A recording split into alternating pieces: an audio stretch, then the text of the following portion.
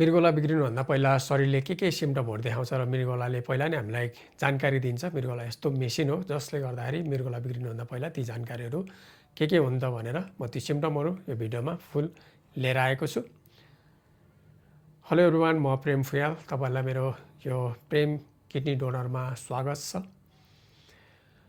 तपाईँलाई आज म मृगौला बिग्रिनुभन्दा पहिला मृगौलाले देखाउने सङ्केतहरू लिएर आएको छु। तपाईँले ध्यान दिएर यो भिडियोलाई अन्तिमसम्म हेर्नु होला, जसले गर्दाखेरि तपाईँको मृगौला थोरै मात्रै बिग्रिँदैछ भने पनि तपाईँले थाहा पाउनुहुन्छ पहिले नै। त्यसले गर्दाखेरि तपाईँको मृगौला बचाउन सकिन्छ। र मृगौला चाहिँ एउटा यस्तो मेसिन हो जो हाम्रो पुरै शरीरलाई चाहिँ मृगौलाले सन्तुलन गरेर राखेको हुन्छ। र यो एउटा मृगौला भन्ने चिज एकदमै महत्त्वपूर्ण छ हामीलाई बाँच्नको लागि। र यो मृगौला बिग्रियो भने हामीलाई बाँच्न एकदमै गाह्रो हुन्छ।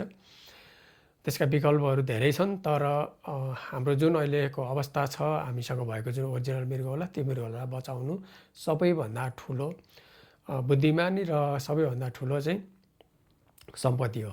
न त मृगौला तपाईँको पाउँछ कहीँ। त्यो भएको कारणले गर्दाखेरि म तपाईँलाई यो भिडियोमा फुल जानकारी लिएर आएको छु। तपाईँहरूले ध्यान दिएर यो भिडियोलाई अन्तिमसम्म हेर्नु होला र मेरो युट्युब च्यानललाई सब्सक्राइब गर्नुभएको छ भने प्लिज सब्सक्राइब गरिदिनु होला, जसले गर्दाखेरि तपाईँको भोलि अरू जानकारीहरू म लिएर आउनेछु र तपाईँलाई त्यो जानकारीको बारेमा सबै थाहा हुनेछ। र यो भिडियोले चाहिँ तपाईँको कतिजनाको ठुलो दुर्घटना हुनुभन्दा पहिला नै यो भिडियोले तपाईँलाई जानकारी दिन्छ र त्यो कारणले गर्दाखेरि तपाईँको मृगौला बचाउन सक्नुहुन्छ तपाईँले आफ्नो मृगौलालाई मजाले। र अब ढिलो नगरिकन हामी विषयवस्तुतिर जाउँ है त। तपाईँको नम्बर 1 मा चाहिँ अब जस्तै तपाईँ बेलुका सुत्नुभयो, सुतेपछि राति बिहान उठ्दाखेरि चाहिँ जब बिहान उठ्नुहुन्छ तपाईँ उठेर ऐना हेर्नु हुँदाखेरि चाहिँ तपाईँको जुन यो आँखाको मुनिपट्टि छ, यहाँ चाहिँ तपाईँले जस्तो नर्मल बेलुका देख्नु भएको त्यस्तो नभएर आँखाको डिल चाहिँ सुन्निएको छ भने तपाईँले याद गर्नु होला कि किडनीले चाहिँ सङ्केत दिँदैछ कि तपाईँको मृगौलामा केही समस्या हुन सुरु गर्दैछ है। समस्या भइसकेको छ भने तर समस्या हुन सुरु गर्दैछ। ध्यान दिएर सुन्नुहोस् है भिडियो अन्तिमसम्म। अन्तिममा तपाईँले सबै कुराहरू एकदमै छर्लङ्ग पाउनुहुनेछ। र त्यसपछि खुट्टाको जुन नली खुट्टा, यो खुट्टाको तल जुन गोलीगाँठा हुन्छ, गोलीगाँठा पनि चेक गर्नु होला। बेलुका सुत्दाखेरि र बिहान उठ्दाखेरिकोमा केही फरक छ कि छैन, सुन्निएको छ कि छैन, त्यहाँ पनि केही सुन्निएको हुन्छ। अनि त्यसले पनि तपाईँलाई सङ्केत दिन्छ कि मृगौलामा चाहिँ केही समस्या सुरु हुँदैछ भन्ने बारेमा। अनि अर्को चाहिँ तपाईँको राति एकदमै धेरै पिसाबहरू लाग्नु, जस्तै नर्मल पिसाब लाग्नु र धेरै नै पिसाबहरू लागिरहनु, त्यो पनि एउटा सङ्केत हो। त्यो पनि तपाईँले ध्यान दिएर त्यो तपाईँले आफै बुझ्नुहुन्छ कि कस्तो भइरहेको छ अरू टाइममा र त्यतिखेरको फरकमा केही फरक छ कि छिटो हुने अथवा रेगुलरी त्यस्तै नर्मल छ। अनि अर्को चाहिँ तपाईँको अब पिसाब गर्दाखेरि चाहिँ तपाईँको अब जस्तै किडनीले सबैभन्दा धेरै किडनीले चाहिँ अब स्टार्टिङ पोइन्ट भनेको चाहिँ प्रोटिनबाटै सुरु हुन्छ। प्रोटिन जब तपाईँको किडनीले प्रोटिन फाल्नु थाल्छ, त्यसपछि तपाईँको जब तपाईँले पिसाब गर्नुहुन्छ त्यो बेलामा चाहिँ एकदमै धेरै फिजहरू देखिने, एकदमै धेरै है।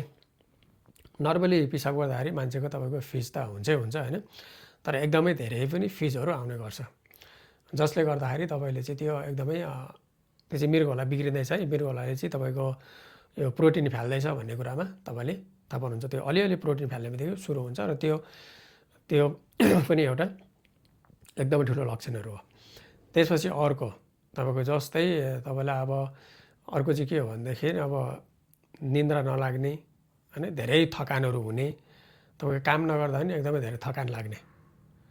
त्यो थकान लाग्यो भने पनि त्यो मृगौलाले काम बिग्रिँदैछ अलिअलि भन्ने कुरा सङ्केत दिँदैछ कि उसले घन्टी बजाइरहेको छ, मृगौला चाहिँ अलिअलि तपाईँको खराब हुँदैछ है भन्ने बारेमा उसले सुझाव दिँदैछ।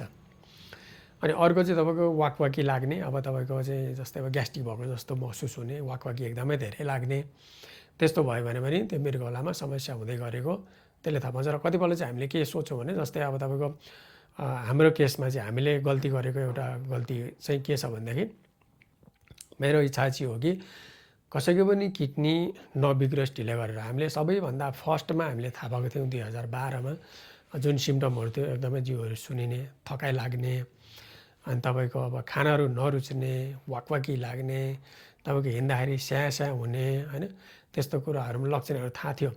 तर हामीलाई थाहा भने कि यो मृगौला बिग्रिँदाखेरिदेखि नै सिम्टमहरू हो। यदि त्यो कुरा त्यतिखेर थाहा भइदिएको भए हाम्रो मृगौला आज बिग्रिँदैन थियो।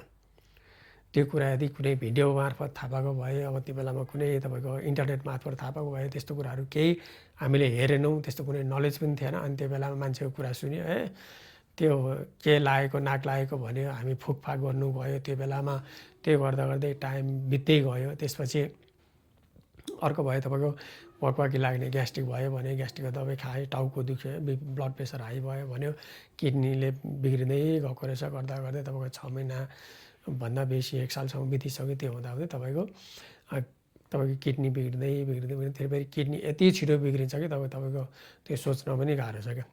त्यो भएको कारणले गर्दाखेरि यदि कुनै पनि त्यस्तो सिम्टमहरू देखियो भने तपाईँले ढिला नगरिकन तपाईँले हस्पिटलमा गएर चेकअप गराउनु होला र विशेष गरी डक्टरलाई परामर्श लिनु होला।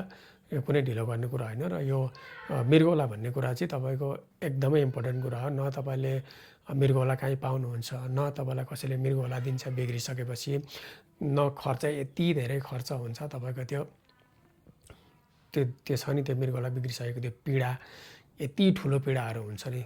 त्यो सबै कुरा चाहिँ तपाईँहरूलाई त्यो ठाउँबाट मुक्त हुनको लागि मैले भिडियो बनाएको छु। र तपाईँहरूले अहिलेसम्म मेरो युट्युब च्यानल सब्सक्राइब गर्नुभएको छैन भने प्लिज सब्सक्राइब गर्नुहोला अनि सेयर गर्न सक्नुहुन्छ। अब लामो भिडियो छ, सेयर नगरे पनि साथीहरूलाई तपाईँले भन्न सक्नुहुन्छ, सेयर गर्न सक्नुहुन्छ। यस्तो छ है, मृगौला बिग्रिनुभन्दा अगाडि देखिने सिम्टमहरू भन्ने बारेमा उहाँहरूलाई थाहा भयो भने चाहिँ उहाँहरूले मृगौला बचाउन सक्नुहुन्छ। र जस्तै धेरैजनालाई सुगर छ भने अनि तपाईँलाई ब्लड प्रेसर एकदमै हाई छ भने तपाईँले गएर चेकअप गराउनु होला किडनीको बारेमा। र किडनीको लागि धेरै त्यस्तो कुराहरू चेकअप गराउनु पर्दैन। एउटा आरएफटी अनि युरिन आरी यति मात्रै गरायो भने तपाईँको किडनीको अवस्था कस्तो छ भन्ने कुरा तपाईँले थाहा पाइहाल्नुहुन्छ। फेरि सुन्नु होला, आरएफटी युरिन आरी यति मात्रै गराउनु भयो भने पुग्छ।